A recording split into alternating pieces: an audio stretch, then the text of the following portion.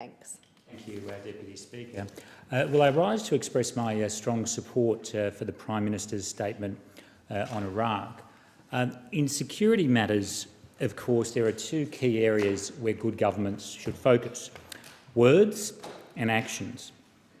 Words matter because they shine a light on what we know to be true.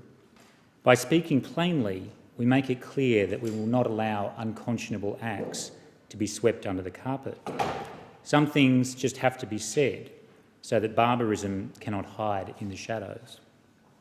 But actions matter even more, because without actions, statements on security matters can become jarringly hollow. Our government has moved strongly to call the actions of ISIL for what they are. The evil perpetrated by this group ranks among the great horrors perpetrated by mankind. ISIL has committed indiscriminate mass murder. It has attempted to wipe out entire populations based on their ethnicity or religion. It has systematically subjected thousands of women to violence and sexual slavery. It has conducted depraved public exhibitions of murder designed to terrify and intimidate. Our Prime Minister has spoken strongly and forcefully against these horrific acts. But we know that words on their own are not enough. We need to act to tackle this appalling terrorist army. We have done so. By providing humanitarian assistance to the Yazidi people during the siege of Mount Sinjar, we helped to save the lives of many people.